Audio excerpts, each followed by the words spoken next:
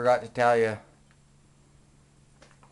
You admiring the hardware up here? That's very nice. My wife got me that. That's where I hang my coats and aprons and that from. My wife.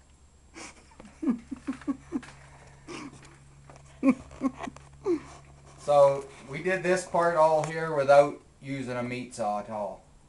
If you were going to use a meat saw, a lot of people like to split an animal in half ahead of time.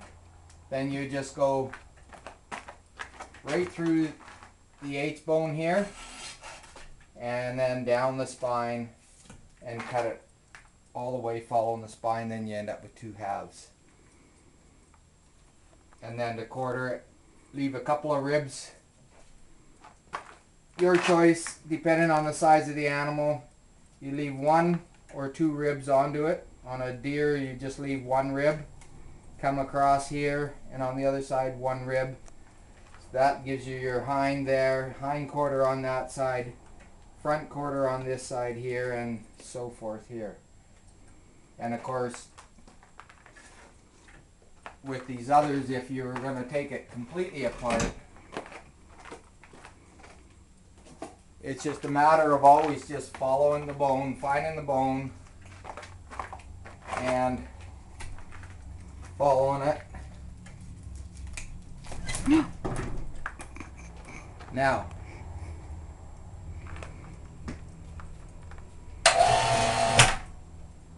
these are my patented rigs. This here, not really patented, but it's a turnbuckle that we've created. The maximum it'll drop is half the depth of that, so it doesn't drop very far. Holds even. And because it's a turnbuckle, when you get it in, you spread it apart. There's all this thread, so when I first put this in, there's only about that much thread showing right in here. And then I spread it apart, and it helps to spread the animal apart for splitting. Works really good.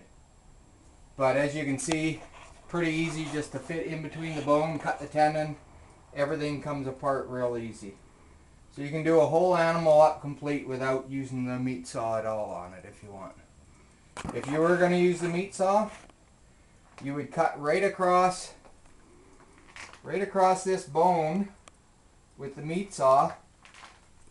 So you're actually severing just the cap of that knuckle joint right there. It should be about the size of a 50-cent piece. It'd be a little bit, depending on the size of the animals, of course. On a beef, it'd be the size of a loony.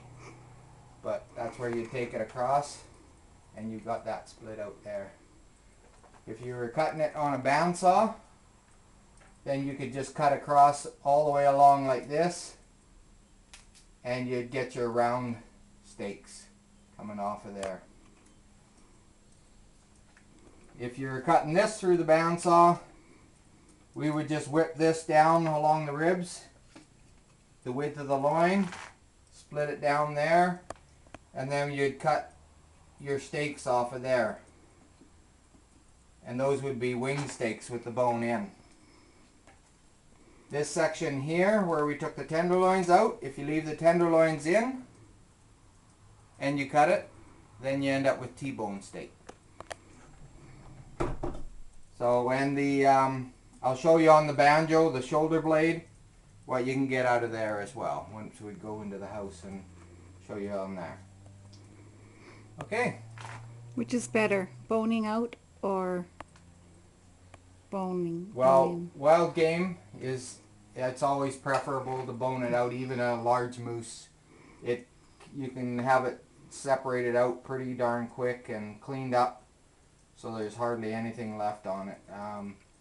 It's the fat on deer and even moose and elk and that, but mostly like on deer and that, it's very tallowy. It's not very desirable.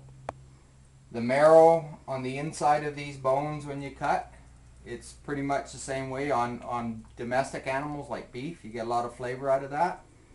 But with game animals, it'll actually kind of contaminate with that real tallowy flavor, and it's not that much quicker to bone it out. To cut it with the bone in It takes up freezer space. Overall, you get a much better product boning your game animal out.